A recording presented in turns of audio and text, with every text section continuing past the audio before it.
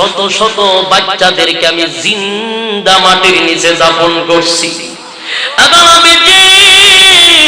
শত শত বাচ্চাগুলিকে আমি জিন্দা কবর দিছি গো নবী, কিন্তু আমার ভিতরে কোনোদিন মায়া দয়া আসে নাই, আমার জীবনে কোনোদিন কষ্ট লাগে নাই। কিন্তু নবী গো, এই একটা বাচ্চা কবর দেওয়ার পরে তো আমার ভিতরে গুনার প্রতি ভয় এসে পড়েছে, আমার ভিতরে জাহান্নামের ভয় এসে পড়েছে। ওগো নবীজি, এই যে দুইটা হাত দেখেন, এটি বড় পাপিষ্টের হাত।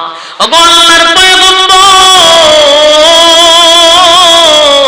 এই যে দুইটা হাত, এই দুইটা হাত দিয়ে অনেক বাচ্চারে কবর দিলাম। এক পর্যায়ে আমি আমার বিবির ঘরে যখন আমার বাচ্চা গেল, বিবির গর্ভে আমার বাচ্চা, এই মুহূর্তে আমার ব্যবসার কাজের জন্য আমার অনেক দূর গিয়া সফর করতে হবে, কয়েক বছরের জন্য আমার যেতে হবে। আমার বিবিরে আমি নসিহত করলাম, প্রাণের বিবিরে, আমার ব্যবসার কাজের জন্য আমার বহু দূর যেতে হবে, অনেক দূরে যেতে হবে। 1 বছর 2 বছর নয়, 7 থেকে 8 বছর আমার ব্যবসার কাজে বাহিরে থাকতে হবে রে বিবি।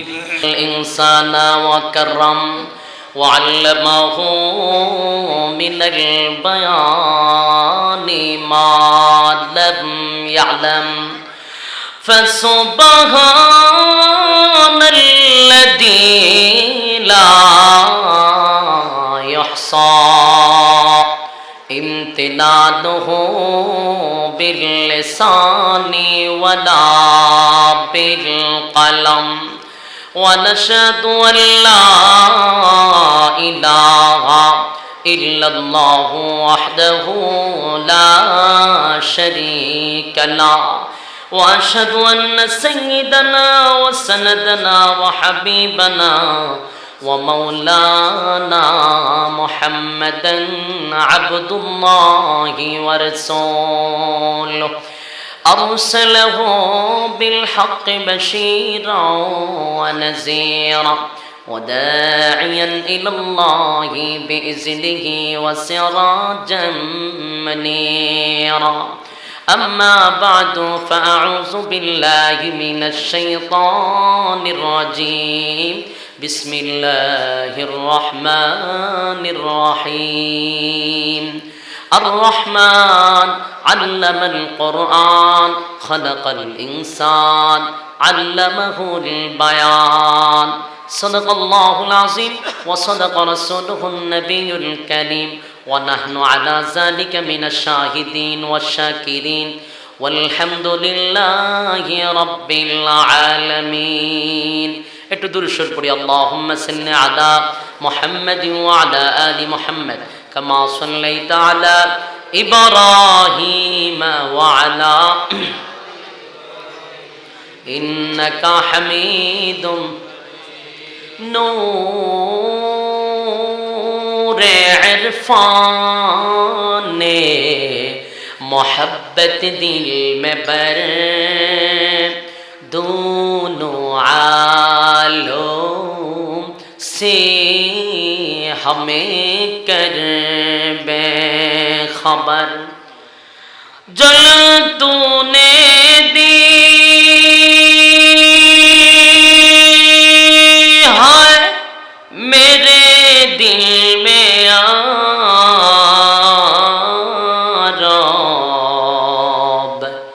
जलन की दवा अब फिला दे खुदाया सारे दुनिया तय किया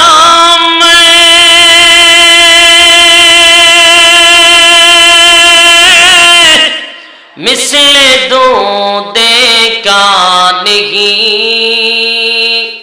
तेरी मानंद खूबसूरत चांद भी होता नहीं बनगल उला बिकमालिही कशावत जा बिजमालिही हसनत जमीअ খিসালিহি সিল্লো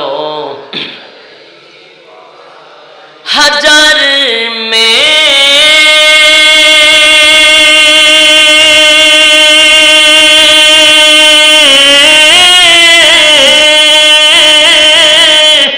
शजर में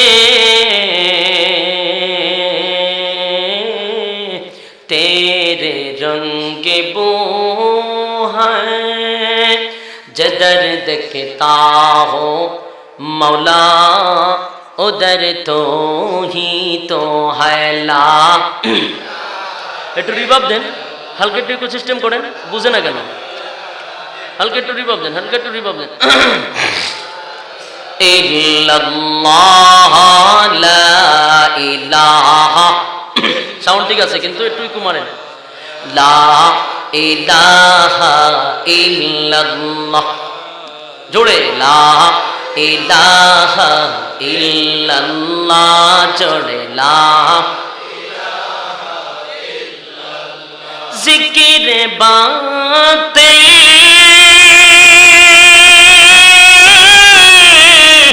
को उठा दे दिल सरब जिक्र में तेरे लगा दे रोज शाब ला इलाहा जुड़े ला इलाहा इल्लल्लाह जुड़े ला इलाहा इल्लल्लाह जोड़े ला हस्बी रब्बी जल्लल्लाह माफी कल्बी गैरुल्लाह जोड़े हस्बी रब्बी जल्लल्लाह माफी कल्बी गैरुल्लाह शुद्ध माबुद तुमी एक अल्लाह बोलो ला इलाहा चलो जोड़े ला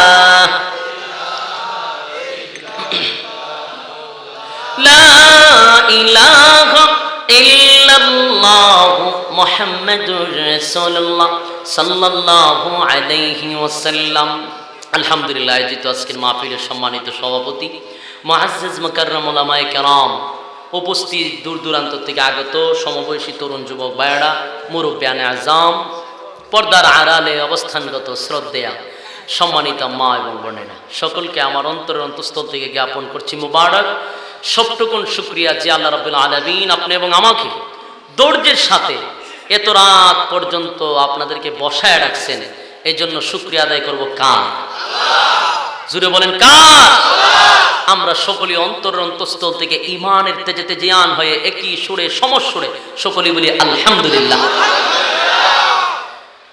লক্ষ কোটি দুরুদ এবং সালাম আকায়ে নামদারি মদিনা জনাবে মুহাম্মদুর রাসূলুল্লাহ সাল্লাল্লাহু আলাইহি ওয়াসাল্লামের উপর সম্মানিত সুধী রাত অনেক হয়ে গেছে আপনারা অনেকেই রাগ আমার উপরে যে হুজুর এত দেরিতে আসলেন এখন আল্লাহ পাক রব্বুল আলামিন এই রাগের মাঝেও আপনাদেরকে ধৈর্য ধারণ করে বসার যে একটা তৌফিক দিয়েছেন এটার জন্য আবারও শুকরিয়া আদায় করতে হবে আলহামদুলিল্লাহ সবার কপালে সবকিছু হয় না ভালো কাজে বসারও একটা তৌফিক লাগে ধৈর্য ধরে বসে থাকার একটা তৌফিক লাগে অনেকে রাগ করে বাড়িতে গেছে হুজুর আইতো না ঠিকই না আপনারা যে বসে রয়েছেন আল্লাহ কি আপনারা খালি হাতে ফিরাই দিব খালি হাতে ফিরাই দিবে না নজরুলের রহমতের সময় যে সময় দোয়া কবুল হয় এই সময় আরামের ঘুম ছেড়ে স্ত্রী পুত্র ছেড়ে দিয়ে ঘুমটাকে হারাম করে মজলিসে বসে আছেন মালিককে পাওয়ার জন্য ঠিক কিনা তা আপনাদের বসাটাকে আল্লাহ কবুল করে নিলে জান্নাত সহজ হয়ে যাবে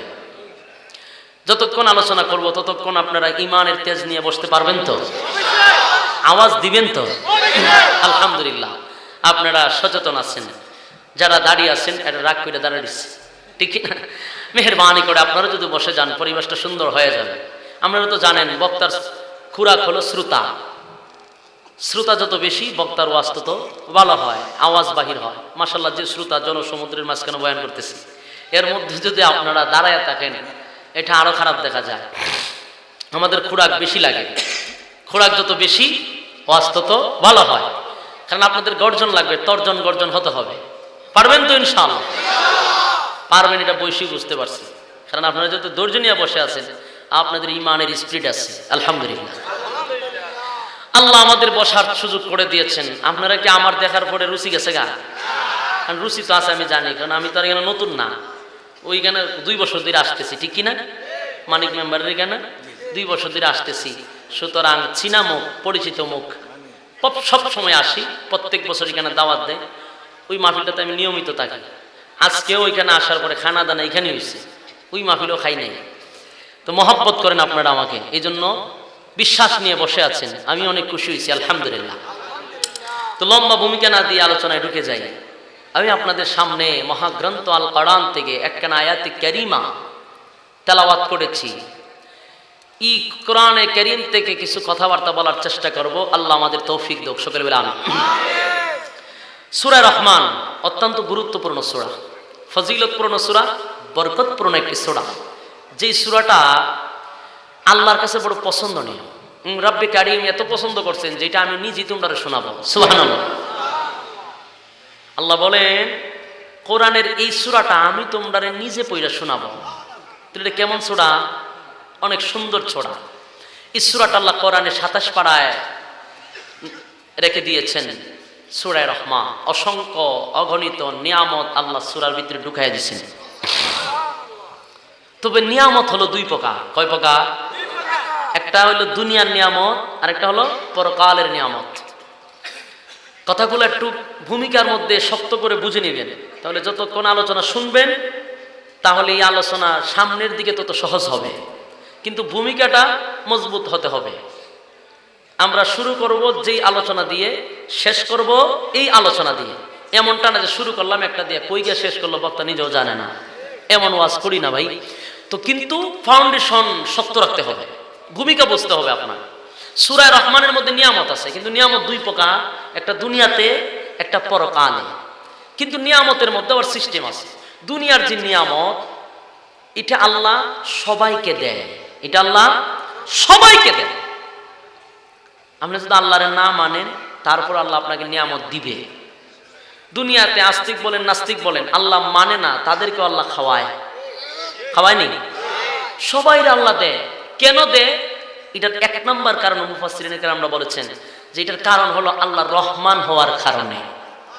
আল্লাহ রহমান হওয়ার কারণে দুনিয়াতে আল্লাহ সবার জন্য হলেন রহমান। পরকালে কিন্তু আল্লাহ রহমান না, পরকালে হলেন রহিম। দুনিয়াতে রহমান, পরকালে রহিম। দুনিয়াতে রহমান হওয়ার খাতিরে সবাই খাইতেছি, আমরা আল্লাহর নাম 24 ঘন্টার ভিতরে একবারও লই না। সব সেক্টরে আমাদের সময় দেওয়ার সুযোগ আছে, কিন্তু আল্লাহর সময় দিতে গেলে আমার কাছে সুযোগ নাই।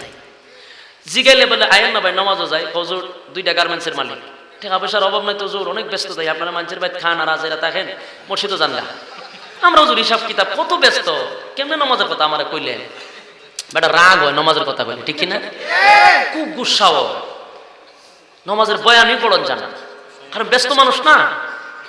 যে এক শাস্টলে বৈশা তো দেখা যায় 8-9 জনে বইয়া চা খাইতেছে, এর মধ্যে হুজুরও গিয়ে এটার ভিতরে ঢুকছে। তো চা খাওয়ার পরে হুজুরও গিয়ে সাড়া জন মুখল হয়েছে, এমনি আজান পড়তাছে। তো ওই 8-9 জনে বইয়া, হুজুর দুনিয়া তো কেমন হয়ে যাবো, হুজুর মরণের ভয় নাই আপনার ভিতরে? হুজুর মরণের ভয়টা একবারে শেষ আপনার। আল্লাহ এই দুনিয়া কেমনে থাকবো? ও ভাই সমস্যা কি? বলে আরে সমস্যা কি মানে আজান পড়তে আপনার চা খান। হুজুর মরণ লাগবো, মরণ লাগবো, তাড়াতাড়ি যান, তাড়াতাড়ি যান, মসজিদে নামাজ পড়েন, নামাজ পড়েন, দুনিয়াটা থাকতো না। এই 8-9 জনে মিললে ওয়াজ কারে করে? হুজুর রে। তো হুজুরে চা খাওয়া শেষ, মসজিদের দিকে যাইবো, ভাই তাই আমরা একসাথে যাই। হুজুর কিতা কইলেন? আসেন না মসজিদও যাই। হুজুর উনি যান। এই যে লোকটা দেখতেছেন এই হলো মসজিদের সেক্রেটারি, এই যে দেখতেছেন উনি হলো সভাপতি, আর আমরা যে দেখতেছেন এই যে মসজিদের ইট বালু যা আছে সব আমরা দিছি, মসজিদের যা লাগে সব আমরা দিই। তা আমরাও সবকিছু দিই, নমাজে কি আমরা ফরম লাগবো? আমরা হুজুর আরে 5,000 টাকা মাসে বেতন দিই, গরম ভাত খাওয়াই, দেশের মুখের রান খাওয়াই, নমাজকে আমরা পড়তাম না? খালি আমরা এখন নমাজ পড়তাম, নমাজ পড়তাম, মসজিদের ইমামই বাদ। এক মসজিদে নামাজ পড়তে যদি মুসলিম তো 3 জন। ইমাম সাহেবরা বললাম হুজুর আমি যদি না আইতাম তো মুয়াজ্জিন আর ইমাম সাহেব নামাজ পড়তেন, তা আপনারা কি মসজিদের মধ্যে নামাজের ওয়াজ করেন না? করি না ভাই, এখন বাদ দালাইছি। কে রে? আগের একটা ইমাম সাহেব আছে নামাজের ওয়াজ করেন, বেশি বেশি করছে দিকে বিদায় হয়ে গেছে। কে রে? হুজুর মসজিদের কমিটির উদ্দেশ্য হইল যে ইমাম সাহেব রাখছে 5,000 টাকা দিয়া, গরম ভাত খাওয়ায় টাইম দাওয়াত দিয়ে দেশে মুখে রান খাওয়ায়, তো এত কিছু করি ইমাম আর মুয়াজ্জিন রাখছে নামাজ পড়বার লাগে। হ্যাঁ তারা আমরা খালি কয় নামাজ পড়তাম, তো ইমাম সাহেবটাকে কিতা করতাম? আমরা যদি নামাজ পড়ি তাহলে ইমাম সাহেবটাকে ধরতাম, মসজিদটাকে ইমাম আর মুয়াজ্জিনে সালাই নিতে পারে না। এই রাগ করে ইমাম সাহেব বিদা করে দিচ্ছে। এলে হুজুর ডরে এখন নামাজের কথা কই না। তো নামাজ আর রোজা হজ জাকাত কি খালি হুজুররা লাগিও না সবার জন্য? সবার জন্য। নিয়ামত কি আল্লাহ কেউরে কম দিছে?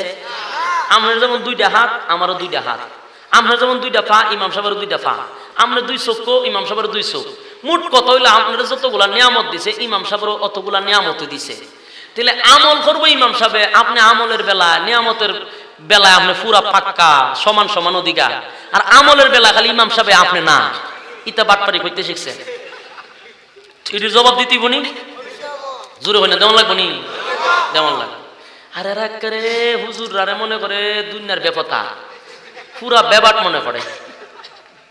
এরা আধুনিকতা বুঝে না, সামাজিকতা বুঝে না, বড় বড় পাঞ্জাবি লাগা টুপি লাগায় মানুষের দাওয়াত খা। হুজুররা দুনিয়ার কিচ্ছু বুঝে না।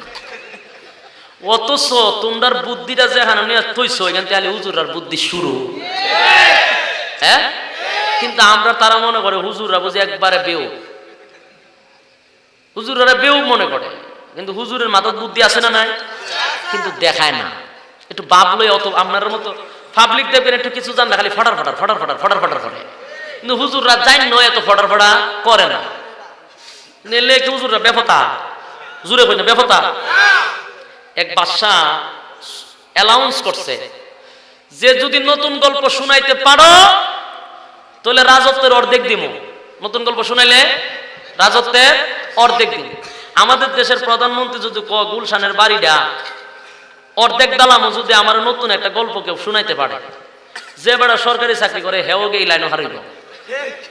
বুদ্ধিজীবী টুদ্ধিজীবী বাংলাদেশে যত আছে, এখানে ম্যাজিস্ট্রেট 2টা, একেবারে ব্যারিস্টার টেরিস্টার 2 ইঞ্জিনিয়ার 2রা যারা উচ্চ পর্যায়ে চাকরি করে, এরাও কইব যে না যদি নতুন গল্প শুনাইতে পারি অন্তত গুলশানের বাড়িটা তো পাবো। যদি ইন্টারভিউ দেওয়ার লাইন ধরে দেশের কোনো বেকার কমিটি তো থাকতোই না, যারা চাকরি করে হেরাও লাইন ধরবো। আর ওই বাদশা কইছে রাজত্বের অর্ধেক দিব। তো মনে করেন দেশের কোনো মানুষ বাহির হইছে এই প্রতিযোগিতাতে অংশগ্রহণ করার? বাহির হইছে নি? কেউ বাকি নাই। মন্ত্রী হয় বাদশা আমরা যে এত ব্যাখ্যা লইলে, আমরা যে নতুন গল্প শুনাইলে রাজত্বের অর্ধেক দিবেন, এখন যদি মানছে 2টা গল্প আপনারা শোনায় নতুন, রাজত্বের পুরাটা নাই। পরে আপনি ভিক্ষা করবেন, আর আমার মন চাইলে আপনার ভিক্ষার সময় দিমু নাইলে নাও দিতে পারি, কারণ রাজত্ব পুরাটা নাই আপনার বুদ্ধির কারণে। আপনার ভিক্ষা তো দিতাম না আমি। বাদশা কয় তুই বাদশা না আমি বাদশা? আমি তো। তুই কি থাকো? আমি মন্ত্রী। তোর থেকে যদি বুদ্ধি আমার বেশি না থাকতো তুই কি আমি বাদশা হয়েছি?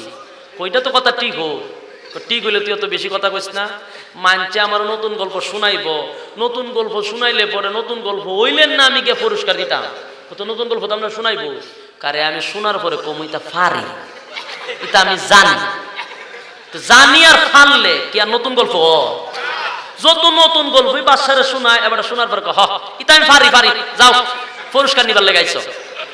কি কি আর পুরস্কার কেউ নিতে পারবো না? কোথায় তোর বুদ্ধি বেশি না আমার বুদ্ধি বেশি? আপনি রই আমি ফাও খালি নতুন নতুন গল্প নুন, কারণ বাদশা হইলে একটা গল্প শোনার দরকার আছে, কিন্তু কেউ পুরস্কার দিতাম না। বাদশার সিদ্ধান্ত।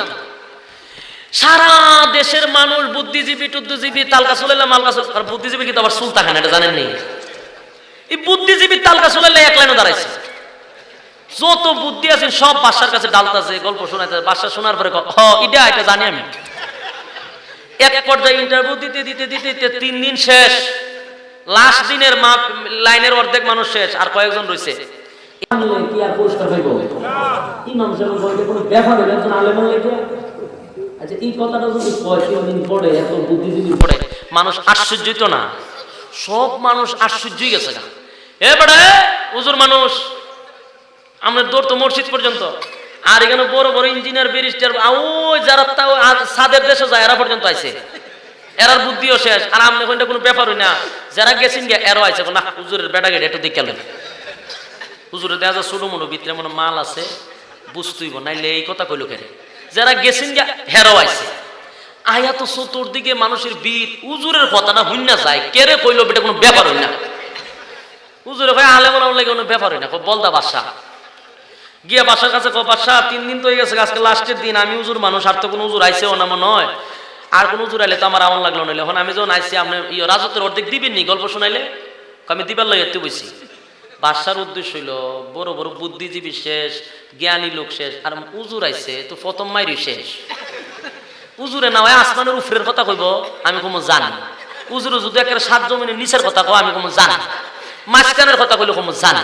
সুতরাং হুজুরে আমার ফালাইব কো, হুজুর কে কইতাম নি, কইয়ালাম কইলে দিবেন নি, আরে মিয়া অতগুলো মানুষ বইয়ে রয়েছে মন্ত্রিসভা বসা, দিতাম না কেটে কতলে শুনুন নতুন গল্পটা শোনাই দিই।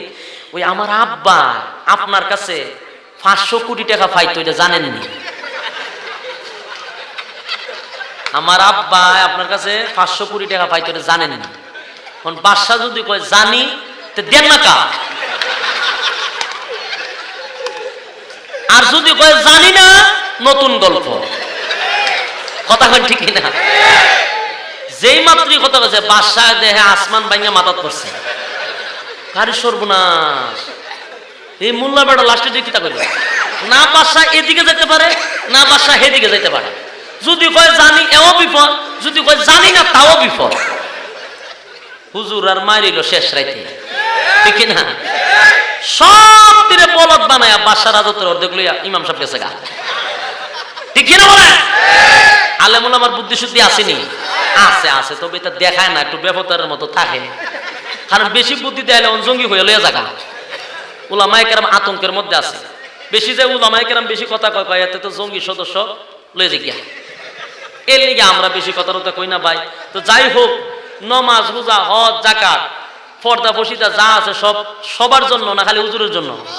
সবার জন্য।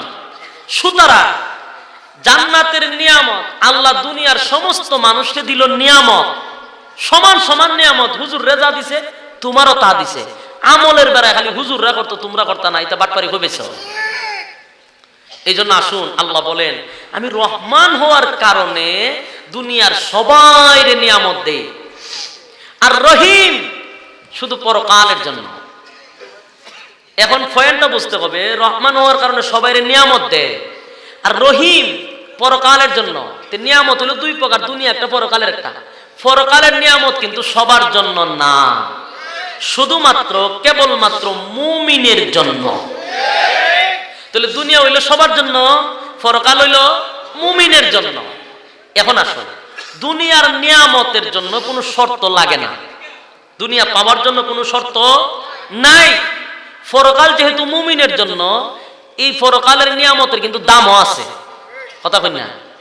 দুনিয়াতে আল্লাহ সবাইরে খাওয়ায় কেন? রহমান হওয়ার কারণে। আর দুনিয়াতে আল্লাহ সবাইরে কেন খাওয়ায়? যারা আল্লাহ মানে না তারারও খাওয়ায়। তার 1 নাম্বার কারণ হইল যে দুনিয়াটা আল্লাহর কাছে কোনো মূল্যই নাই। যদি মূল্য থাকতো, মাছির দানা পরিমাণ মূল্য থাকলেও একটা বেঈমানের বাচ্চারা আল্লাহ পানিও খাওয়াইতো না। মূল্য নাই, সবাইরে খাওয়ায়। পরকালের নিয়ামতের মূল্য আছে, এজন্য সবার জন্য না, শুধুমাত্র মুমিনের জন্য। আর পরকালের যেহেতু দাম আছে, শর্ত আছে।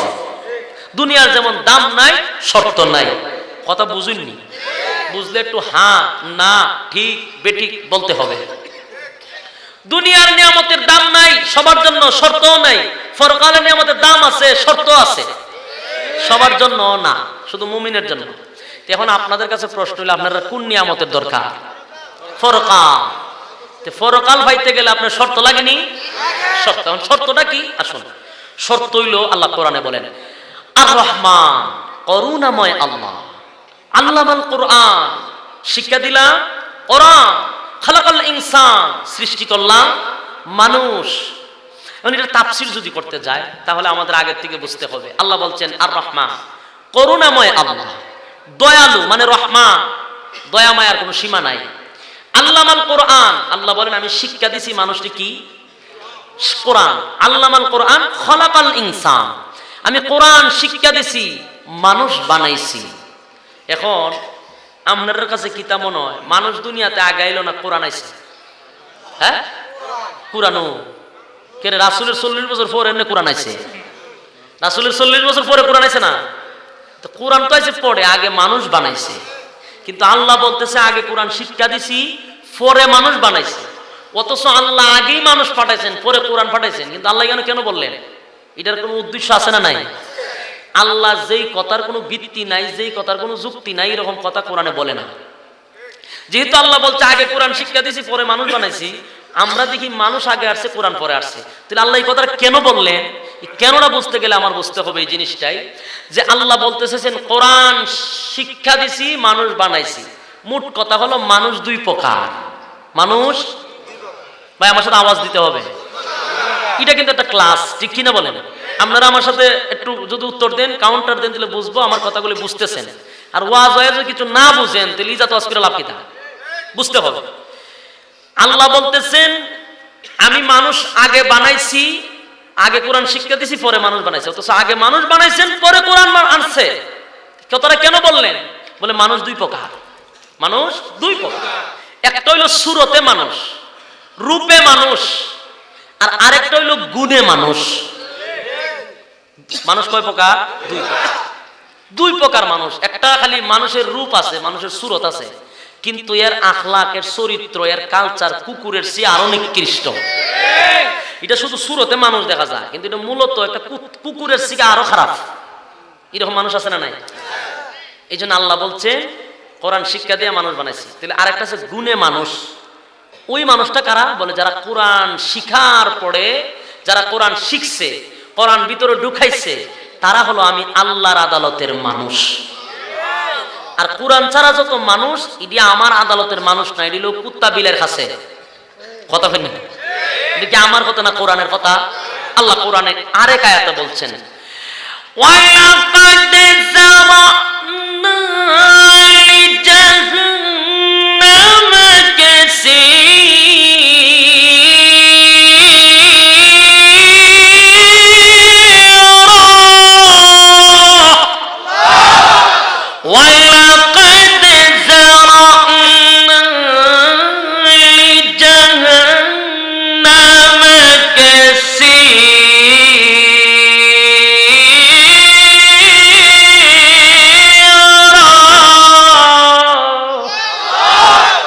وَلَقَدْ ذَرَأْنَا لِجَهَنَّمَ كَثِيرًا مِنَ الْجِنِّ وَالْإِنسِ لَهُمْ قُلُوبٌ لَا يَفْقَهُونَ بِهَا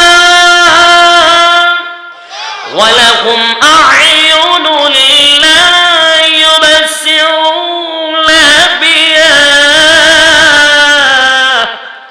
وَلَهُمْ آذَانٌ لَا يَسْمَعُونَ بِهَا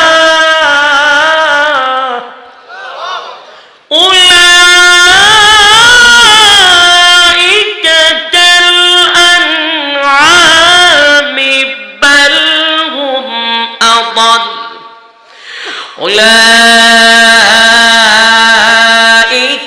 هُمُ الغافلون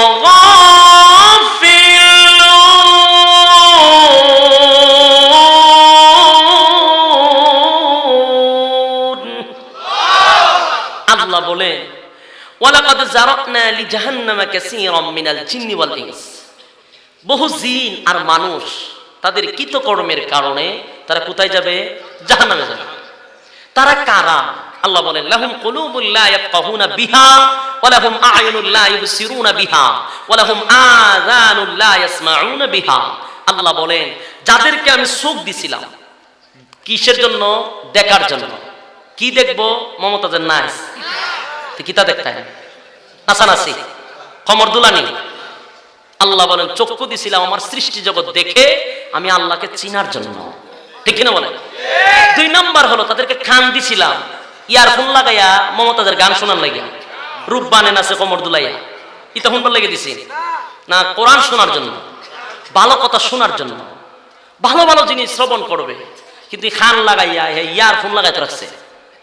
তিন নাম্বার হলো তাদেরকে আমি একটা অন্তর দিছিলাম বুঝার জন্য, যেটা গরু ছাগলটা দেই নাই, মানুষকে দিছিলাম বুঝার মতো ক্ষমতা দিছি, কিন্তু এই বুঝলই আসে ঘুমায় ঘুমায় খালি আর প্রেমিকার লিয়া পাবে কোনানো দেখা করন যায় কোন ফার্কে গেলে মানুষে দেখতো না, এই খালি তা ভাবে আর ফোন দিয়ে খাল গায়ে ফিরো ফার্ক ঘুমায় ঘুমায় সারা রাত খালি তুই ভাবছে। আল্লাহ বলে অন্তরটা দিছিলাম আমি আল্লাহরে নিয়ে বাবার জন্য, কিন্তু বন্দা এই কাজে লাগাইছে না, এই অন্তরটারে খারাপ কাজে ব্যবহার করছে। আল্লাহ বলেন তারা কারা? উলাইকা কাল আনআম। এতটুকু কইলে মোটামুটি ভালো আছেন, খালি জানোয়ার হইলে ভালো আছে, কিন্তু আল্লাহ লাস্টে দেখো বালহুম আদাল, তার মানে হইলো এদের চেয়েও আরো খারাপ, চতুষ্পদ জানোয়ারের চেয়েও আরো খারাপ। দেখি আমার কথা না আল্লাহর কথা? চিন্তা করেন এখন, খালি জানোয়ার হইছে না, উলাইকা কাল আনআম হইলে ভালো আছে, বালহুম আদাল বলে বলছে যে এরা এর থেকে আরো নিকৃষ্ট, আরো খারাপ। তাহলে এখন কি বুঝলেন? ওই যে আল্লাহ বলছে কিছু মানুষ আমি আল্লাহর আদালতের, যারা কোরআন শিখছে, যারা কোরআনের কিছু আইন কারণ তাদের ভিতরে আছে, কোরআনকে মহব্বত করে, তারা হলো আমি আল্লাহর আদালতের মানুষ। যারা কোরআনে বিশ্বাসী না, যারা কোরআনের আইন মানে না, আমি আল্লাহর আইন মানে না, আমি রাসূলের তরিকা মানে না, তারা মানুষ না, চতুষ্পদ জানোয়ারের চেয়ে নিকৃষ্ট। পাইছেননি বুঝ পাইছেননি? আচ্ছা আসুন, ওই আল্লাহ বলছেন যে আগে কোরআন শিক্ষা দিছি পরে মানুষ বানাইছি, মূলত মানুষ আল্লাহ আগে পাঠাইছে। তো মানুষ এখানে এসে দুই প্রকার হয়ে গেছে না, একদল কোরআনের পক্ষে আর একদল কোরআনের বিপক্ষে। যারা পক্ষে এরা বলছে আমি আল্লাহর আদালতের মানুষ, যারা বিপক্ষে এরা জানোয়ারের সাথে নিয়ে আল্লাহ লাগাইছে, ঠিক কি না? আসুন, তাহলে আমাদের শর্ত আছে না নাই জান্নাতে যাওয়ার? এখন শর্তের আলোচনা। শর্ত হইল এক নাম্বার, আল্লাহর সাথে কাউকে শরীক করা যাবে না। আল্লাহর সাথে কাউকে শরীক কি তা চিনচুননি? মানে আল্লাহ যা পারে বন্দা তা পারে, এটা হলো শরীক, আল্লাহর সাথে শরীক হয়ে গেল, এটা হলো শিরিক গুনাহ, ঠিক কিনা বলেন? সব গুনাহ মাফ হবে কিন্তু শিরিক মাফ হবে না। আওয়াজ দিয়ে খরমপুরের মানুষ আওয়াজ দিবেন কেমনে, ঠিক কিনা? আপনারা তো আবার ফুলাফুরি লাগলে আবার আল্লাহর কাছে গেলে হয় না, বাবার দ্বারা যেমন লাগে বলো আল্লাহ পারে না, আমরা ল্যাংটা বাবার দ্বারা গেলে আবার ফুলা দেয়া দেয়, বাচ্চা লাগলে বউরে ফাটাই দেয়, নূরের সন্তান দেয়া দেয়, নাউজুবিল্লাহ কইবেন বাড়ি গিয়া। এই জন্য আওয়াজ কম। আল্লাহ ছাড়া কারো কাছে চাওয়া যাবে না। এখন এই কপালের মালিক কে? কপালকে আমার ল্যাংটার কাছে কে দেওয়ান যাব? মাজারও গিয়া? কপাল শুধু আমার আল্লাহর জন্য, ঠিক কিনা বলেন? আল্লাহ বলেন 24টা ঘন্টার মধ্যে একটা সেকেন্ড কিন্তু আমি আল্লাহ ঘুমাই না। তোরা আমার কাছে চাইবি রে, আমি আল্লাহ আমার বান্দাকে দেওয়ার জন্য আমি ঘুমাই না। আমার ঘুমও নাই, আমার কিন্তু তন্দ্রাও নাই। আল্লাহ ঘুমায়নি, তন্দ্রা বুঝুনি, উঙ্গানি বুঝুনি। আল্লাহ উঙ্গালে যে আসমান ভেঙে পড়ে যাবো আপনার মাথা। আল্লাহ বলেন আমার ঘুমও নাই, তন্দ্রাও নাই। আল্লাহ কোরআনে বলেন আল্লাহু লা ইলাহা ইল্লাহু আল হাইয়ুল কাইয়্যুম।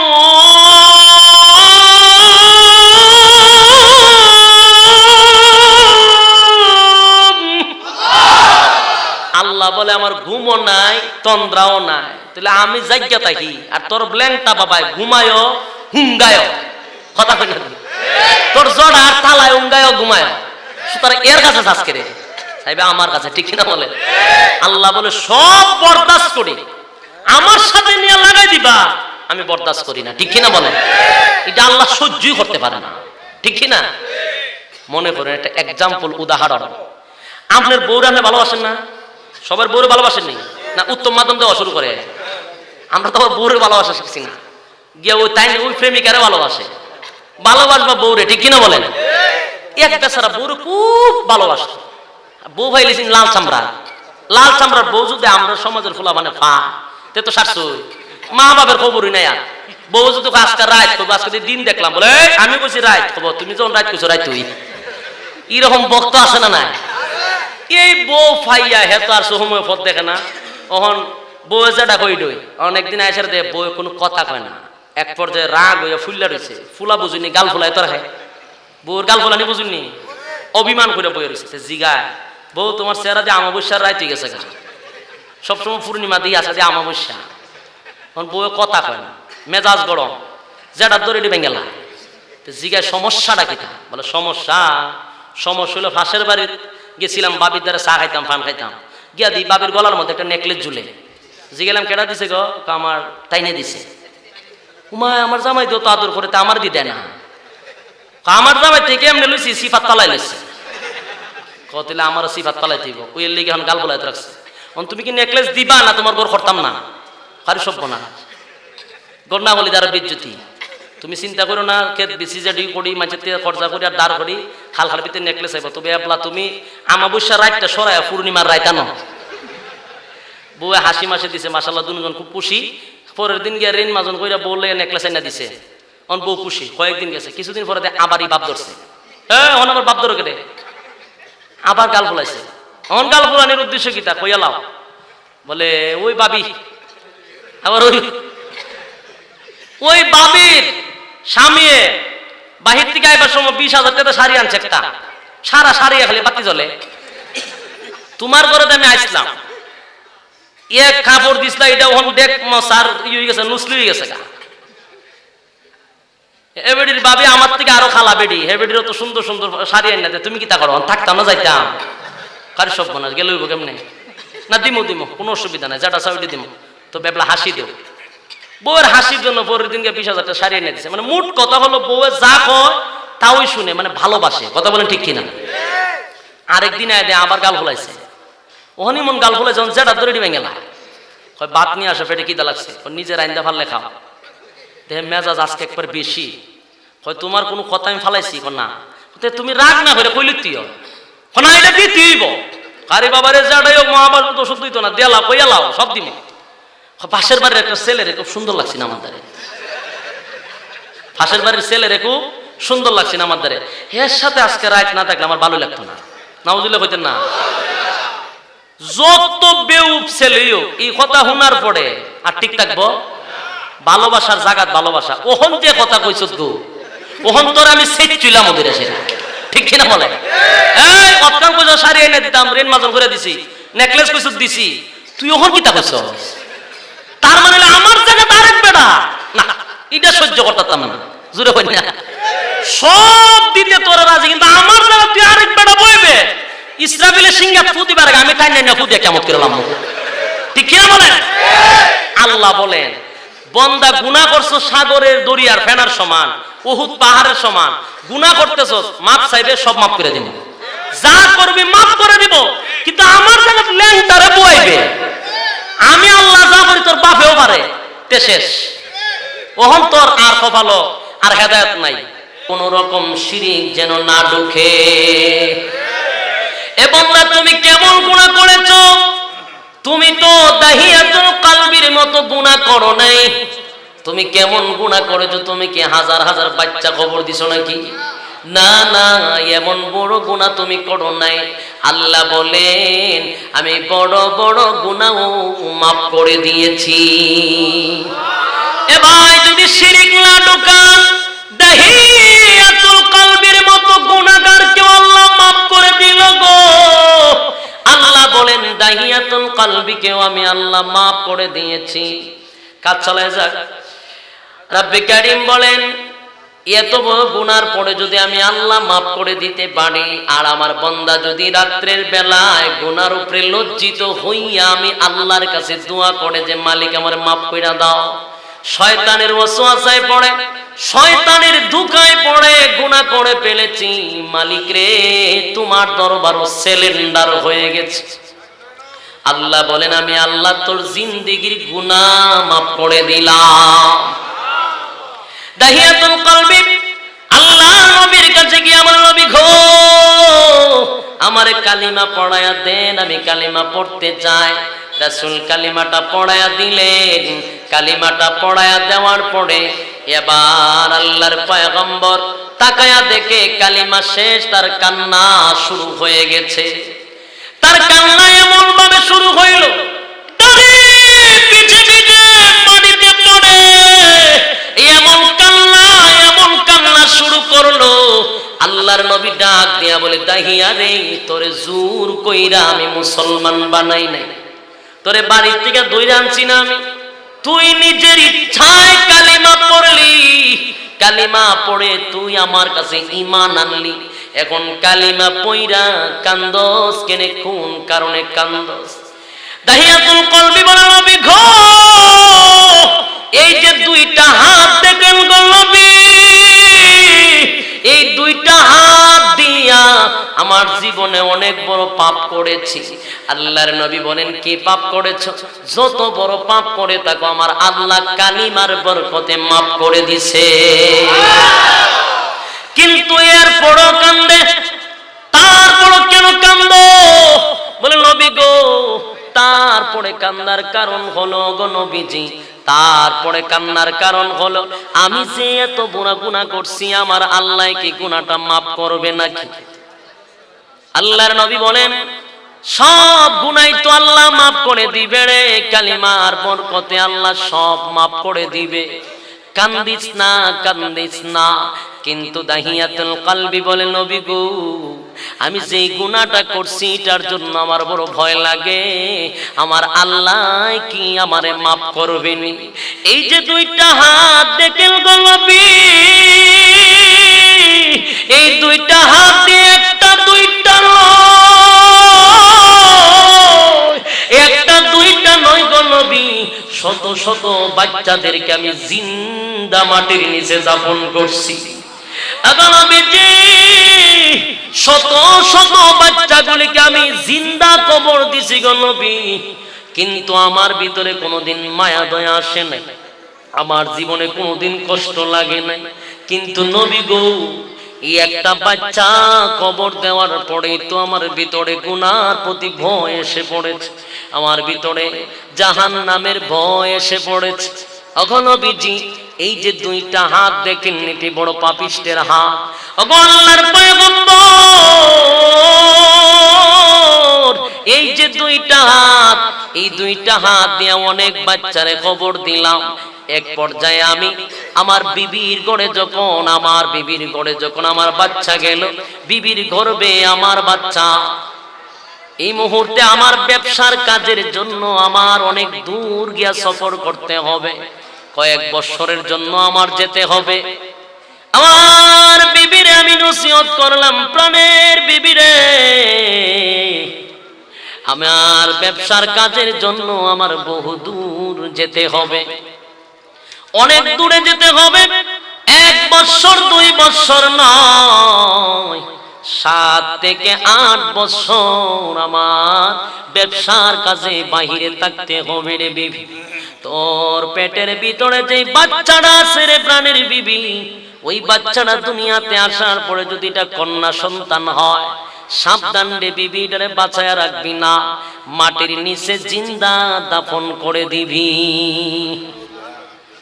নাউজুবিল্লাহ কি বাড়ি দিয়া কইবেন?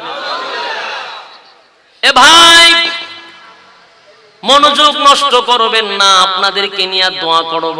আমি মুসাফির, অনেক দূর থেকে আসছি, গুনাহগার হতে পারি, কিন্তু মুসাফিরের দোয়া কিন্তু কবুল। আরেকটা হলো নজরুলের রহমতের সময়, দোয়া কবুলের সময় আমরা দোয়া করব। যাইবেন না কেউ, বসেন। রাব্বি কারীম বলেন, আল্লাহর পয়গম্বরের সামনে দাহিয়াতুল কলবি বলেন, নবী গো, আমার বিবির পেটে বাচ্চা রেখে আমি নসিহত করে গেলাম, এটা যদি কন্যা সন্তান হয় তাহলে ওই কন্যা সন্তানটা যেন চাপা মাটি দিয়ে দেয়, আর যদি ছেলে সন্তান হয় তাহলে ওই সন্তানটারে যেন জীবিত রাখে। এটা হলো আমার নসিহত। ওগো মায়ার নবী, এই নসিহত করে আমি দূর, বহু দূরে চলে গেলাম। এক পর্যায়ে আমার সফর 7 বছরের সফর, এর ভিতরে আমার বিবির ঘরে সন্তান আসছে, সন্তানটা ছিল কন্যা সন্তান। এ ভাই, আজকে যারা আমরা সমান অধিকারে লাপালাপি করি, সমান অধিকারের স্লোগান দেই, ইসলাম নারীকে সম্মান দেয় না, এমন স্লোগান আমরার বাংলার জমিনে হয়, ঠিক কিনা বলেন? কিন্তু ইসলাম না আসলে এই জমিনে নারীর কোনো মূল্য ছিল না। কন্যা সন্তানদেরকে মানুষ জীবিত দাপন করে দিত, কন্যা সন্তানকে মনে করতো এটা কলঙ্কি। এই জন্য কন্যা সন্তান কেউ বরদাস্ত করতে পারতো না। আর ইসলাম আসার পরে নারীকে সম্মান দিয়েছে তিনটা। কয়টা? জোরে এখন কয়টা? তিনটা সম্মান দিল। এক নাম্বার নারীকে মার সম্মান দিল, দুই নাম্বার স্ত্রীর সম্মান দিল, তিন নাম্বার তারে বোনের সম্মান দিল। ঠিক না? বোনের সম্মান দিল, স্ত্রীর সম্মান দিল, মার সম্মান দিল। কত সম্মান নারী জাতির। কিন্তু আজকে রামবামদের দালালগুলি সমান অধিকারের স্লোগান দিয়ে নারীকে ঘর থেকে বাহির করে বুক করতে চায়। এটাই হলো তাদের মেইন মাকসাদ। আর অপবাদ দেয় ইসলাম নারীরে নাকি সম্মান দেয় নাই। তাদের চোখকে সম্মান লাগে না, মেয়েদেরকে পর্দা দিয়ে ঘরের ভিতরে আমরা আবৃত করে রেখে দিয়েছি। এটা তাদের বরদাস্ত হয় না।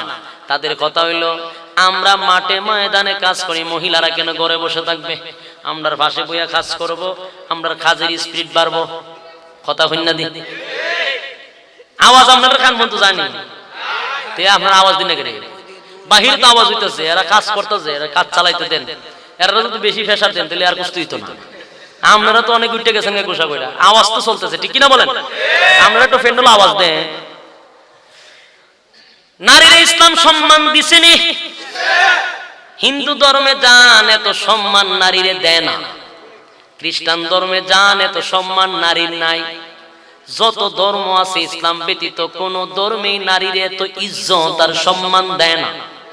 কিন্তু ইসলামের মধ্যে নারীরে এত সম্মান দিয়েছে।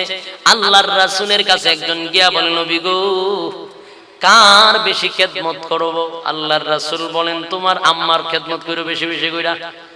ঠিক আছে, এরপরে কার? বলে আম্মার। এরপরে কার? বলে তোমার আম্মার। এরপরে কার? বলে তোমার আব্বার। তাহলে এখানে নারীরে কয়বার দিল? তিনবার সম্মান দিল। নারীর প্রতি আল্লাহ এত সম্মান বাড়ায়া দিল, আর নাস্তিকগুলা স্লোগান দেয় নারীর সম্মান দিছে না। এই জন্য ভাইরা আমার আসেন, ওই দাহিয়াতুল কলবি জাহিলিয়াতের যুগে ছিল, বর্বরের যুগের ছিল। তারা নারী বরদাস্ত করতে পারতো না, তারা নারীদের কথা শুনতেই পারতো না, মেজাজ গরম হইয়া যাইতো। তখন বাচ্চাদেরকে জীবিত মাটির মধ্যে দাফন করে দিত। দাহিয়াতুল কলবি চলে গেল সফরে। এবার সন্তান আসলো, কন্যা সন্তান। বাবা যত কঠোরই হোক না কেন, কিন্তু ভাই মা কিন্তু এত কঠোর হতে পারে না। বাবার দিলে সন্তানটারে কবর দিয়া দিও। মা নিজের হাতে সন্তানকে মারতে পারে না, কারণ আল্লাহ মায়ের ভিতরে দয়া মায়া বেশি দিছে। কিন্তু ভাই ওই দাহিয়াতুল কলবি চলে যাওয়ার পরে কন্যা সন্তান দুনিয়াতে আসলো। দুনিয়াতে আসার পরে মাটা নিজের হাতে সন্তানটারে মারতে পারলো না। কন্যা সন্তানটা আস্তে আস্তে করে বড় হয়ে গেল। এক পর্যায়ে মেয়েটার বয়স হয়ে গেল 7 বছর। কয় বছর? 7 বছর হয়ে গেল। 7 বছরের একটা মেয়ে কিন্তু কথা বলতে পারে, স্কুলেও যায়, দেখছেন না আপনারা? 7 বছরের মেয়ে কিন্তু ছোট না, মোটামুটি কথা কইতে পারে। আর দাহিয়াতুল কলবির সফর শেষ হয়ে গেল। এক পর্যায়ে সফর শেষ করে 7 বছর পরে বাড়িতে আসছে। আয়েশা ঘরের ভিতরে ঢুকে দেখে সুন্দর পূর্ণিমা চাঁদের মতো সুন্দর একটা মেয়ে কন্যা দেখা যায়। চোখ গোলা অনেক বড় বড়, হরিণীর মতো 2টা চোখ, এত সুন্দর চেহারা, দেখলেই যেন মায়া লেগে যায়। এবার দাহিয়াতুল কলবি বলে, রে প্রাণের বিবি, এই সন্তানটা কার গো? এটা তো কন্যা সন্তান। কার? বিবি স্বামীকে এতদিন দেখার পরে সুন্দর করে স্বামীর খেদমত করলেন। খেদমত করার পরে স্বামীর যা যা প্রয়োজন তা তা দিলেন। স্বামীর খেদমতের কোনো কমতি রাখলেন না। স্বামীর খেদমতের মধ্যে কোনো কমতি রাখলেন না। স্বামী বারবার প্রশ্ন করে, প্রাণের বিবি, কন্যা সন্তানটা কার? মহিলাটা কোনো কথা বলে না। বারবার জিজ্ঞাসা করার পরে বলে, প্রাণের স্বামী গো, তুমি যে আমার পেটে সন্তান দিয়ে গেছিলা, এই হলো সন্তান। এরে বিবি, তরে না বইলা গেলাম, যদি কন্যা সন্তান আসে গো, এটারে জিন্দা কবর দেওয়ার কথা। তুই যে আমার সমাজের মধ্যে কলঙ্ক লাগাইবি। মহিলাটা কান্দে আর বলে, স্বামী গো, মা হইয়া কেমনে গো আমি নিজের হাতে সন্তানটারে আমি দাপন করে দিব, তাও আবার জিন্দা কবর দিব, এটা কি সম্ভব হয় নাকি? এই অবস্থায় দাহিয়াতুল কলবি এক পর্যায়ে রাগ হয়ে গেল, মেজাজ গরম হয়ে গেছে। বিবিরে এত করে বুঝাইলাম, সমাজের কোনো মানুষ মেয়ে সন্তান দেখতে পারে না, মেয়ে সন্তান কেউ বরদাস্ত করতে পারে না। আর এই সমাজে মেয়ে সন্তান মানেই হলো কলঙ্ক। তুই তো আমার সমাজের মধ্যে সুনকালি মেরে দিলি। বিবিটা কান্দে আর বলে, স্বামী গো, একবার তাকায় দেখেন না, এই মেয়েটার চেহারাটা কত সুন্দর। এত সুন্দর বাচ্চাটারে আমি কেমনে গো নিজের হাতে কবর দিয়ে দিব গো স্বামী? আমি তো মা, আমার ভিতরে তো মায়া দয়া বেশি, যার কারণে আমি পারলাম না মেয়েটারে জিন্দা কবর দিতে। আর আমি মনে করেছিলাম এত সুন্দর চেহারাটা দেখার পরে আপনি বাবার মেয়েটার দিকে তাকাইলে মায়া দয়া চলে আসবে, তাই বলে মেয়েটারে আমি মারি নাই। বাবাও মেয়ের দিকে তাকায়া দেখ, সুন্দর চেহারাটা অনেক সুন্দর, দেখলে এক পর্যায়ের মায়া লাগে। বাবাও মেয়েটার প্রতি দুর্বল হয়ে গেল। এক পর্যায়ে মেয়েটা দুর্বল হয়ে গেছে, মেয়ের দিকে তাকাইয়া বাবা মেয়েটারে খুব আদর করে, যত্ন করে। কিন্তু রাস্তাঘাটে যখন বাহির হয়, মানুষগুলা নানান রকমের গাল মন্দ করে। এরে দাহিয়া, কেমনে রে তুই মেয়ে সন্তান জন্ম দিলি? ও দাহিয়া, তোর কি লজ্জা করলো? তোর কি শরম লাগে না? মেয়ে সন্তান তুই জন্ম দিলি। দাহিয়া রে, মেয়ে সন্তান জন্ম দিয়ে আমাদের বাজার হাটে তুই আসবি না? নাউজুবিল্লাহ বলতেন না? কত বড় বর্বরতার যুগ ছিল, কত বড় বর্বরতার। আরে এ ভাই, দাহিয়াকে মানুষ ধিক্কার জানায়। কত বড় বর্বরের যুগ ছিল, জাহিলিয়তের যুগ ছিল। সন্তানদেরকে জীবিত খবর দিত। আমার রাসূল আসার পরে, আমার রাসূল দুনিয়াতে আসার পরে নারীরে কত সম্মান দিল রে ভাই। ওই দাহিয়াতুল কলবি এবার বাজার ঘাটে যায়, মানুষ তারে ধিক্কার দেয় গো, কেমনে রে মেয়ে সন্তান তুই জন্ম দিলি? এবার মেজাজ গরম হয়ে গেছে, না না, এমন অপবাদ আমি বরদাস্ত করতে পারবো না। এক পর্যায়ে দাহিয়াতুল কলবি বাড়ির দিকে চলে গেল, কিন্তু রাগটা সামনের দিকে বোঝায় নাই। ঘরের ভিতরে ঢুকে বলে, বিবি গো, আমার সন্তানটারে সুন্দর করে সাজাইয়া গুজাইয়া, তুমি আমার সন্তানটারে সুন্দর করে সাজাইয়া গুজাইয়া দাও। আমি আমার মেয়েটারে লইয়া তোমার বাবার বাড়িতে যাব। মা ডাক দিয়া বলে, আমার মেয়েরে লইয়া আমার বাবার বাড়িতে যাবেন? বলে, হ, অনেক দূর থেকে সফর করে আসছি, 7 বছর হয়ে গেছে, তোমার বাবার বাড়িতেও দেখে আসবো, মেয়েটারে কুলে নিয়ে যাব। মা তো আনন্দে আত্মহারা হয়ে গেছে। আমার স্বামীর ভিতরে এত মায়া দয়া, মেয়েটার প্রতি খুশি হয়ে গেছে। মা নিজের হাতে মেয়েটারে গোসল করাইয়া, সুন্দর সুন্দর কাপড় পরাইয়া সাজাইয়া গুজাইয়া বাবার হাতে তুলে দিল। বাবার হাতে তুলে দেয়, বাবা মেয়েটারে লইয়া ওই নানার বাড়ি যাবে। মেয়ের এই কথা বলে মেয়েটারে কুলে নিয়ে যায়। মা পিছন দিকে তাকায় আছে, আমার সন্তানটারে নিয়ে যায়। ভিতরে আনন্দ, যতক্ষণ মেয়েটারে দেখা যায় ততক্ষণ মা দাঁড়িয়ে আছে। আর দাহিয়াতুল কলবি মেয়েটারে কুলে নিয়ে যাওয়া শুরু করে দিল। কিছুক্ষণ যাওয়ার পরে আর দেখা যায় না, মা ঘরে চলে আসছে। আর দাহিয়াতুল কলবি তার মেয়েটারে কুলে নিয়ে রাস্তা দিয়া হেঁটে হেঁটে মরুভূমির ভিতরে চলে যায়। মেয়েটা ডাক দিয়া বলে, বাবা গো, আপনারা বললেন আমার লইয়া নানার বাড়ি যাবেন গো। আমি তো আমার নানার বাড়ি ভালো করে চিনি।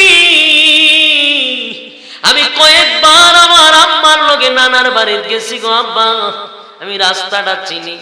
আপনি আমারে কই লইয়া আইলেন গো?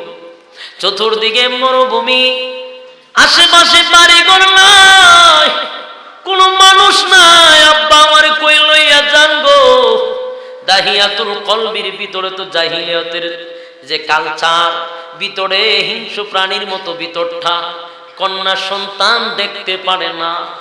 মেয়েটারে কোন থেকে লামায়া দিস, হাঁটাইয়া হেঁটে হেঁটে মেয়েটারে নিয়ে যাচ্ছিল। কিছুক্ষণ যাওয়ার পরে মেয়েটারে বসা, মাটির নিচ থেকে কোদাল, চিনি কোদাল না বেলচা করেন আপনারা, কোদাল দিয়ে কোদালটা নিচ থেকে বাহির করেছে। কোদাল দিয়ে মাটিকরণ করা শুরু করে দিয়েছে। মেয়েটা ডাক দিয়ে বলে, আব্বু, এই মরুভূমির মাঝখানে আশেপাশে কোনো বাড়িঘর নাই গো। আপনি দি মাছ মরুভূমির মাঝখানে মাটিকরণ করা শুরু করে দিলেন। আপনার কি মাটিকরণ করা খুবই দরকার? তাহলে কামলা নিয়ে আসতেন, কাজের লোক নিয়ে আসতেন। আব্বা, এই প্রচন্ড রুদ্রের মধ্যে আপনি কেমনে গো মাটিটা করণ করেন? আপনার না কষ্ট হবে? মেয়ের বাবা গেমে গেছে। দাহিয়াতুল কলবির ঘাম বেয়ে বেয়ে পড়ে। মেয়েটার শরীরের কাপড় দিয়া বাবার ঘামটা মুছে দেয়। বালু সুলু পড়ে, এগুলা মেয়ের হাত দিয়া পরিষ্কার করে দেয়। বাবার মুখ থেকে ঘামটা মুছে দেয় আর বলে, আব্বু, মাটি করণ করবেন, কামলা নিয়ে আসতেন। একা একা মাটি করণ করেন। এই বলে মেয়েটার বাবার শরীরের ঘাম মুছে দেয়। কিন্তু দাহিয়াতুল কলবি ওই দিকে খেয়াল নাই। জাহিলিয়াতের যুগের মানুষ মাটিকরণ করে এক পর্যায়ে গর্ত করে ফেলেছে। এবার মেয়েটাকে তাপ করে হাতের মধ্যে দড়ে দুইটা হাত দুইটার একখানা করে দড়ি দিয়া রশি দিয়া বেঁধে দিয়েছে। মেয়েটা আবার ডাক দিয়ে বলে, আব্বু, আমি এখন বুঝে পেরেছি আপনি আমার দুইটা হাত বেঁধে দিলেন, তার মানে আপনি আমারে আর দুনিয়াতে রাখতে চান না, আমারে মেরে দিবেন। বাবা গো, আমি কি অপরাধ করেছি বলেন না? আমি কোন অন্যায় করি নাই, অপরাধ করি নাই গো। এই গভীর মরুভূমির মাঝখানে কেউ নাই, আশেপাশে বাড়ি ঘর নাই গো।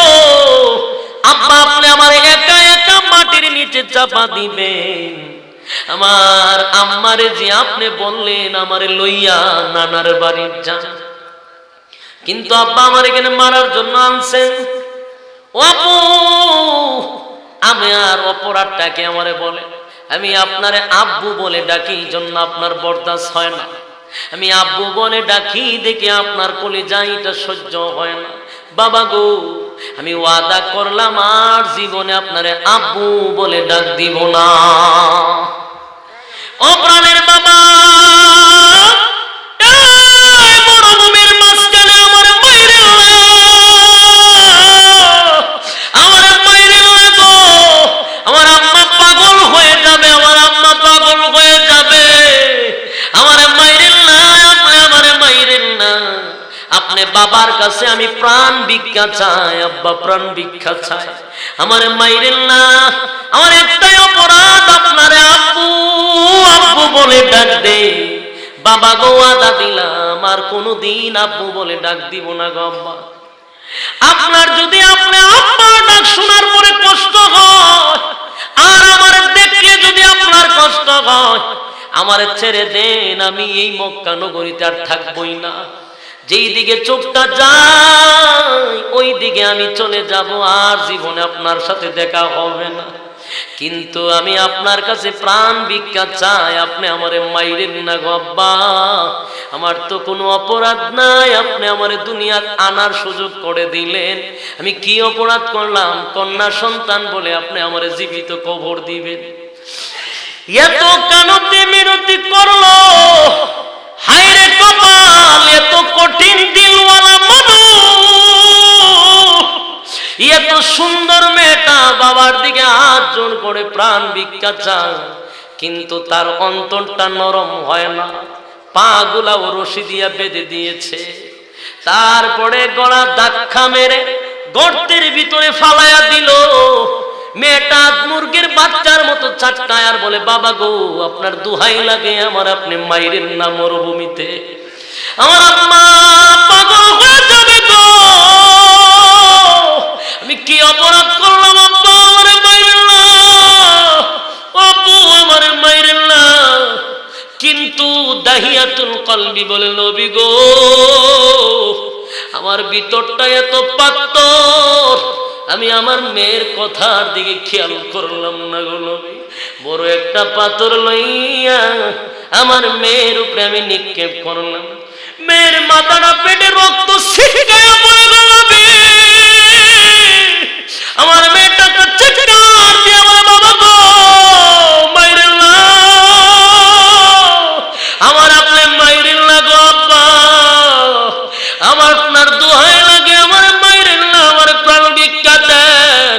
কিন্তু নবী গো, কিন্তু আমার বাবা, আমার কথা, আমার মেয়ের কথা আমি শুনলাম না গো। আমি একটার পর একটা ঢিল মারলাম, একটার পর একটা ঢিল মারতেই থাকলাম। এক পর্যায়ে আমি মাটি চাপা দিয়ে মেয়েটারে মেরেই ফেললাম। আমি যেন মাটির উপর দিয়ে শুনি আমার মেয়েটা বারবার বলে, আব্বু আমারে মাইরেন না, আব্বু আমারে মাইরেন না। এবার মাটি করণ করে দাহিয়াতুল কলবি বলে, নবী গো এক পর্যায়ে আমি বাড়ির দিকে রওনা দিলাম। আমার স্ত্রী যখন দেখলো আমার সঙ্গে আমার সন্তানটা নাই, মাটিতে পইরা গইরাইয়া গইরাইয়া কান্না শুরু করে দিয়েছে, আর বলে, তুমি আমার মেয়েটারে দুনিয়ার থেকে বুঝি বিদায় করে দিলে। আমার স্ত্রী পাগল হয়ে গেল, আমার মেয়ের চিন্তায় আমার স্ত্রীটা পাগল হয়ে গেছে, পাগল হয়ে গেছে। নবী গো আমি এরপরে আমি ঘুমাইতে যাই, আমার কানের মধ্যে একটা আওয়াজ আসে, আব্বু আমারে মাইরেন না, আমারে মাইরেন না। ঘুমাইতে যাই, খাইতে যাই, শান্তি নাই, ভিতরে শান্তি নাই গো। আমার ভিতরে একটাই শব্দ, আমারে মাইরেন না। এই কথাগুলি কিন্তু নবীর সামনে বর্ণনা করছিল। আমার নবী কথাগুলি শুনে আর চোখের পানি দিয়া দাড়ি ভিজে ভিজে নবীর মাটিতে চোখের পানি পড়ে। নবী কান্নায় হাউ মাউ করে রাসূল কান্না শুরু করলেন, আর বলে, তাহিয়া কেমনে রে এই কামনা তুই কেমনে করলি রে দাহিয়া, কেমনে করলি? এরে দাহিয়া তোর ভিতর কি একটু মায়া দয়া লাগলো না? এরে এমন কঠিন কি মানুষ কোন সময় বাইরে আল্লাহর নবী এমন কান্না শুরু করলেন। দাহিয়াতুল কলবি বলে, নবী গো বলেন না আমারে আল্লাহ মাফ করবনি, আল্লাহ আমারে মাফ করবনি। এবার আল্লাহর নবী বলেন, দাহিয়া রে আমি তোরে ওয়াদা দিলাম কালিমার বরকতে আল্লাহ তোর পিছনের সব গুনাহ মাফ করে দিয়েছে রে দাহি। কিন্তু এমন কাজ কি কোনদিন মানুষে করতে পারে? ভাই আমার যেটা বুঝাইতে চেয়েছিলাম, দাহিয়াতুল কলবির আল্লাহ যদি এত নিকৃষ্ট কাজ করার পরে রাব্বে কারীম মাফ করে দেয় রহমান হওয়ার খাতিরে, তুমি আর আমি যদি শিরিক গুনাহ না করি, তাহলে আমার আল্লাহ বলে বান্দারে, গুনার প্রতি দুর্বল হইয়া লজ্জিত হইয়া যদি আমি মালিকের দরবারে দুইটা হাত তুলে খালি চোখের পানিটা ফালাইয়া দিই, আমি ওয়াদা দিলাম জিন্দেগির সমস্ত গুনাহ তোর মাফ করে দিলাম। কিন্তু ভাই শিরক করা যাবে না, বেদাত করা যাবে না, ঠিক কি না? শিরিক করা যাবে না, বেদাত করা যাবে না। আল্লাহ বলেন সব মাফ করে দিব। আর মুমিন হইয়া যদি কবরে যাইতে পারো, আমি আল্লাহ কিন্তু রহিম পরকালের জন্য। আর আমি আল্লাহর আইন রাসূলের তরিকা অনুযায়ী যদি জিন্দেগিটা তোমরা চালাইতে পারো, ওয়াদা দিলাম রে পরকালের নিয়ামত তোদের জন্য দিয়ে দিলাম। দুনিয়ার জমিন আল্লাহ নিয়ামত দিছে, কিন্তু যা চাইবেন তা কিন্তু দুনিয়ার জমিনে পাওয়া যায় না। কথা বলেন ঠিক কিনা? সব কি পাওয়া যায়? আপনি যতক্ষণ বলেন আল্লাহ আমার আপনি মরণ দিয়েন না, এটা কি হইবনি? মরণ লাগবে, ঠিক কিনা? আপনি যদি কোন আল্লাহ আপনি আমারে আর জীবন খালি এমপি মন্ত্রী বানায়, আপনি আমারে বৃদ্ধ বানায়েন না, আমার সব সময় টাটকা জোয়ান রাখেন, হইবনি?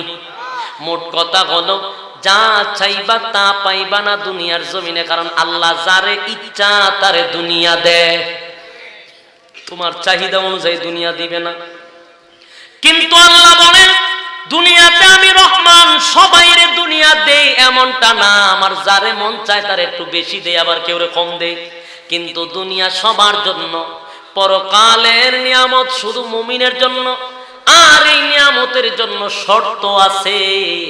শর্ত মাইনা যদি কবরে যান, আল্লাহ বলেন দুনিয়াতে সব চাইয়া পাওয়া যায় না, জান্নাতের ভিতরে ঢুকলে বন্দায় যা চাইবে আমি মাওলা তা দিব। তাহলে দুনিয়ার নিয়ামত সবার জন্য, কিন্তু যা চাইবেন তা পাইবেন না। পরকালের নিয়ামত মুমিনের জন্য, যা চাইবেন তা পাইবেন। সুবহানাল্লাহ। এক নাম্বার হলো বান্দারে, দুনিয়ার জমিনে তুই মরতে চাইছিলি না, দুনিয়ার জমিনে মরতে চায় না কেউ। কি মরতে চায়? আল্লাহ বলেন মুমিন হইয়া কবরে আসবি, শর্ত মাইন্না কবরে আসবি। প্রথম নাম্বার পুরস্কারটা হলো, প্রথম নাম্বার পুরস্কার হলো আর জিন্দেগিতে কোনোদিন মরবে না। জান্নাতের প্রথম নাম্বার পুরস্কার কি? মরণ নাই।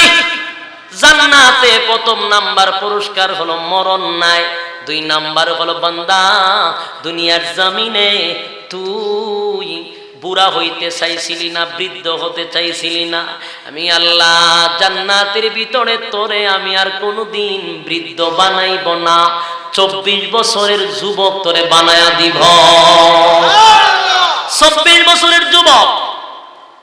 তিন নাম্বার হলো বান্দা দুনিয়াতে গাড়ি চাইছিলি, বাড়ি চাইছিলি, নারী চাইছিলি, তোর চাহিদার শেষ নাই দুনিয়াতে, কিন্তু সব পাস নাই।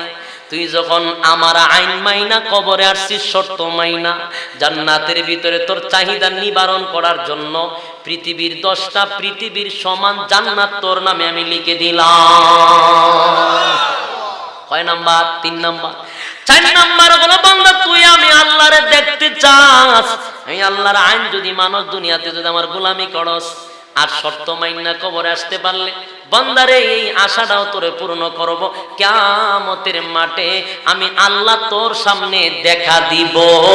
শুধু তাই নয়, আমি আল্লাহ তোর সামনে সূরা রহমান তেলাওয়াত কইরা শোনাইব। সম্মানিত সুধী, তাহলে আমরা আজকের আলোচনাতে কি বুঝলাম? যদি শিরিক না করি, যদি আল্লাহর সাথে কারো শরীক না করি, বেদাত না করি, তাহলে রাব্বে কারীম আমাদেরকে সমস্ত গুনাহ মাফ করে দেবে। 1। 2 নাম্বার হলো দুনিয়ার নিয়ামত সবার জন্য, দুনিয়ার নিয়ামত সবার জন্য, কিয়ামতের পরকালের নিয়ামত শুধু মুমিনের জন্য। পরকালের নিয়ামত পাইতে গেলে দুনিয়াতে শর্ত মাইনা কবরে যাইতে হবে। আর কবরে যাইতে পারলে মুমিন হইয়া দুনিয়াতে যা চাইছেন তা পান নাই, আল্লাহ বলেন জান্নাতে গেলে সব পাইবা, যা চাইবা সব পাইবা। মোটামুটি আলোচনা বুঝাইতে পারছি তো? আরো অনেক বুঝাইলাম, আর অনেক ব্যাখ্যা আছে, অনেক লম্বা আলোচনা, যে তিলিস মধ্যে আজকে কেন দেখাইছে যদি আমি ওয়াজটা না করতাম আর এর তালে তালে আমিও বইয়া থাকতাম, পাবলিক তো খালি এর উপরে খেফলো না, মোল্লার উপরে খেফলো হইলে এলে আমার যে কষ্ট হইতেছে কিন্তু আমি বুঝাইছি না। আমার যে গলা যে স্কেল, এই স্কেল অনুযায়ী আমার সাউন্ডের দরকার। কথা বোঝাতে পারছি? তা আমি কেন বেশি কথা বলি নাই, কারণ হলো হ্যাঁ বড় চেষ্টা করতে কম করতেছে না। কারণ লই আইসে আইসক্রিম বেচার মাইক, তখন কেন একইটা করবো, পুরা মাহফিলটা ধ্বংস করছে না? কথা বলেন না কেন? পুরা মাহফিলটা তছনছ। যাই হোক, এর বেটার ভাবে রাগ করি না, কারণ ইলেকট্রনিক জিনিস নষ্ট হইতেই পারে, কিন্তু আসার আগে এগুলো ভালো করে চেক করে আনতে হবে। মাহফিলটা শেষ, তারপর আমার বয়ান আমি থামাই নাই, এক পর্যায়ে প্রায় 1.5 ঘন্টা হয়ে গেছে। কথা বলেন ঠিক কিনা? প্রায় 1 ঘন্টার মতো উপরে। আচ্ছা যাই হোক, যতটুকু বোঝানোর চেষ্টা করছি ভাই, মূল মাকসাদ হইল আবারও শেষ করে দিই, নিয়ামত কয় প্রকার? 2 প্রকার। একটা দুনিয়াতে, পরকালে। দুইটা না? দুনিয়ার নিয়ামতের জন্য কোনো শর্ত নাই, আখিরাতের নিয়ামতের জন্য শর্ত আছে। শর্তটা কি? আল্লাহর আইন, রাসূলের তরিকা মাইনা কবরে যাইবেন। দুনিয়াতে যা চাইয়া পাইছেন না, জান্নাতে সব পাইবেন। ঠিক কিনা বলেন? সূরা রহমান আল্লাহ আপনাদের দিদারও দেখাইবো, সূরা রহমান আপনাদের তেলাওয়াত করে শুনাইব।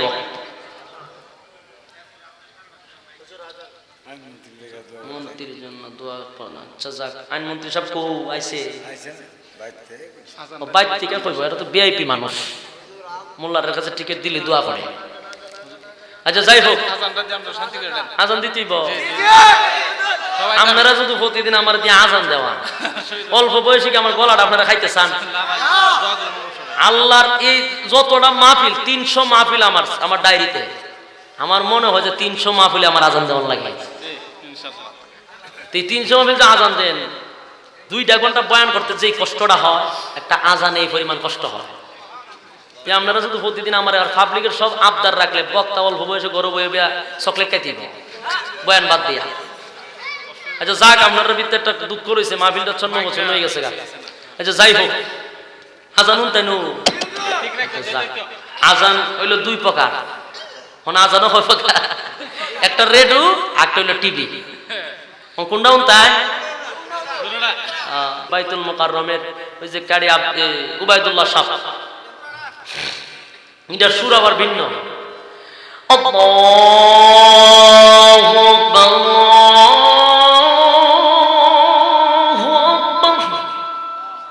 আল্লাহু আকবার,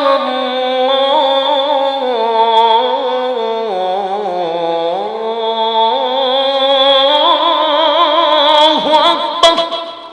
ওটা কইলাম না, ধরতা না, ধরেন না, ধরেন না। এটা কি? আশহাদু আল্লা ইলাহা ইল্লাল্লাহ,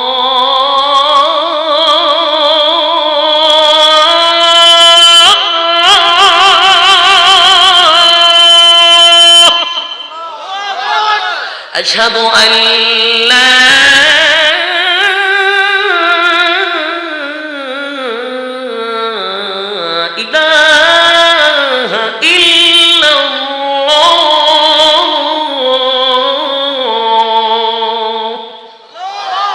أشهد أن محمد رسول الله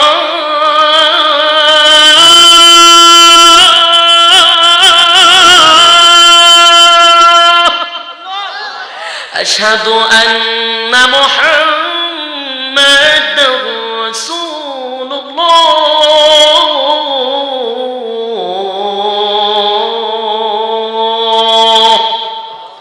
حي على الصلاة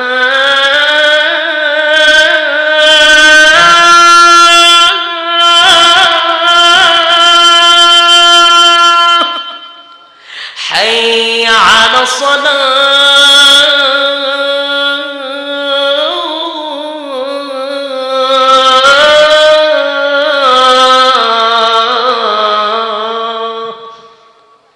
حي على الفلاح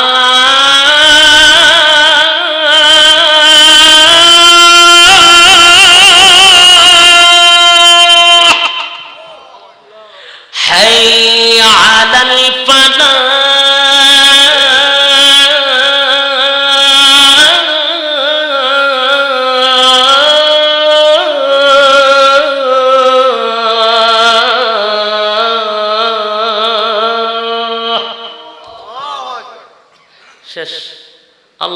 সবাই কবুল করুক গলা লয়া বাজাও জীবনী আল্লাহ এই অবস্থা যদি হয়